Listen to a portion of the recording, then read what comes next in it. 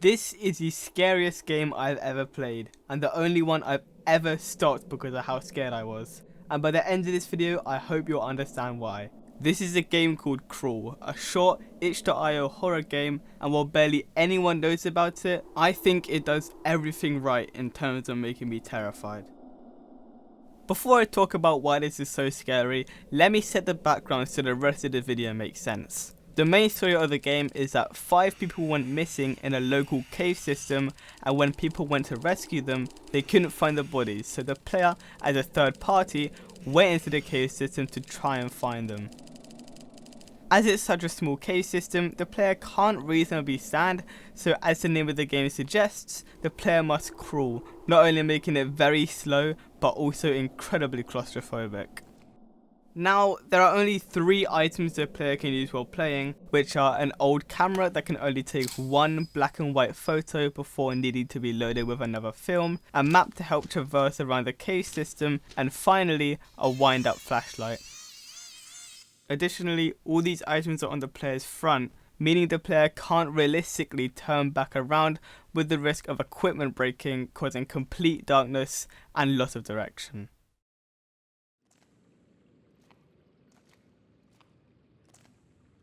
The game starts in nearly absolute silence. No music, just some wind and the player crawling, stopping it from being completely silent. This whole silence only really stays for the start to try and lure the player into a full sense of security. This facade slowly fades the further you travel through the cave system, with the ambience changing from light, winds and cave movements to sounds you'd probably hear in your nightmares, each time amplified by how many times you've encountered the monster. The 3 items you have all have their own reasons on why they instill fear. The camera is the only one that I've already spoken about, as every time you take a photo, you have to take that out of the camera and put a new film back in. The wind-up flashlight doesn't have a very high duration, they need to be wound up quite regularly, which takes some time to do while forcing you to face behind you, which opens the only direction you can go up to the monster. Finally, the map goes hand in hand with the unidirectional movement, as the map shows so many twists and turns that it gets confusing which movements you're able to do at once. A lot of those features individually raise the tension of the game a lot, but hand in hand with each other and the monster make it horrifying. The monster itself stands out when traversing the cave normally, as it is completely white, apart from some red at its feet and a deep black colour for its facial features.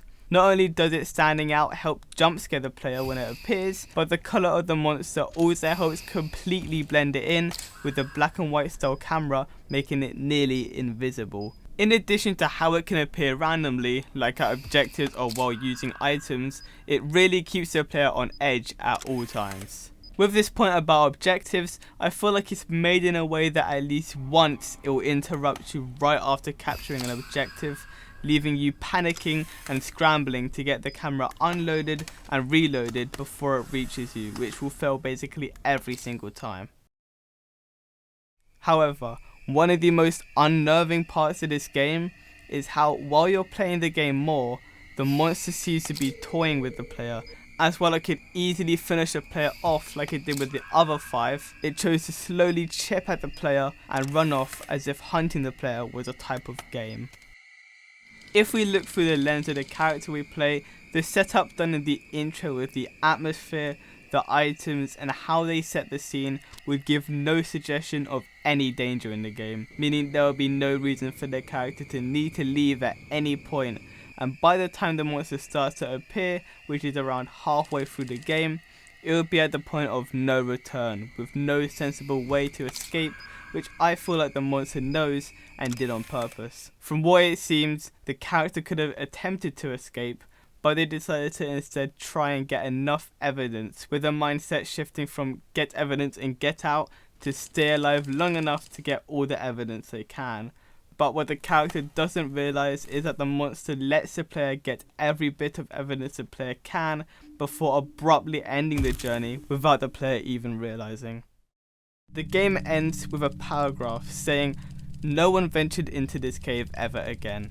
Sometime after the lone journalist's disappearance, the cave was finally sealed by the same company who started it all. May he, the missing people, and the horrors that lurk beneath rest unbothered forever. This is accompanied with the character shown lifeless in the background. This ending text means that all the evidence and the pain the character went through was all in vain and will never be seen. With the limited length of this game, there isn't a big backstory or overall story I was able to look into. However, when looking through the intro and ending of the game, there was some text that got me quite curious. Originally, I thought the character was just intrigued and had a desire for fame, and that's why I went into the cave, because of the line in the intro that said, "This will be an incredible story for the news." But a couple lines above that, it says there was a rescue operation. They came back without anything. Something is off about all that. Which then continues on with, "Bodies don't just vanish into thin air. I'm going in." But the reason the character was suspicious is a big thing that we don't know. I do have one main idea on why he was suspicious, and I have reasons to believe and disbelieve the idea. But for those to make sense, one more thing I originally wrote down was there was a clear indication not to go ahead, as there was a beeping piece of dynamite right next to the first thing to photograph. I think the character thought the company responsible for the rescue operation was purposefully not trying hard enough to look for the missing people. The main reason I can believe this is because through the two texts in the intro and outro, it seems the company has some type of negligence. The main example of negligence I want to highlight was the closing of the caves. By the time the character was in the cave, it seems like closing it was an idea because of the dynamite at the start. But from what it says in the outro, it seems it took a bit longer than expected, as it says, sometime after the lone journalist's disappearance, the cave was finally sealed, meaning although it was ready to close, it seems like they took quite a decent amount of time to actually complete it. However, the reason I don't believe the company was suspicious is because of real life cases. In the document from the British Cave Rescue Council, I'm just using the one from my country as I can't find where this was set, it says, "It is not uncommon for caving parties to be reported missing after trips into these caves." Just me from the future for a second. I just wanted to note that in this same document, it says further up that it's extremely rare for a party not to be found, and that's in an overall sense. The section I've highlighted in the video is for complex caves, and it doesn't really affect the main judgment I was saying, but I just wanted to put that out there. Although there is nothing in the same document on what happens if they look and can't find anything. There have been cases of search parties not finding anything after a search, but with these cases, there are theories around the bodies accidentally falling into places really difficult to find.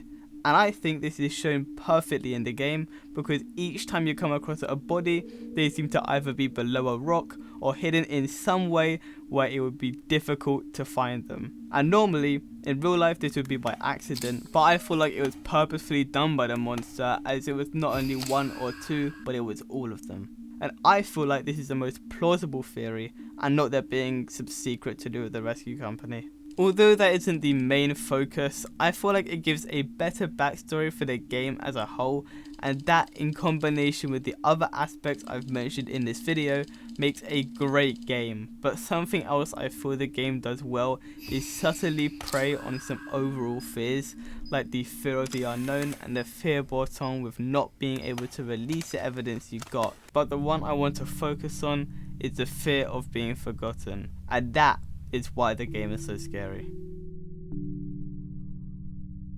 The game itself is only 20 minutes, so if you get the time, give the game a go. It's free and it's in the description. And also, I stream a lot of horror games and just casual games on Twitch, so if you want to see me play more, or if you want to give me any suggestions, follow me there and subscribe to the YouTube channel.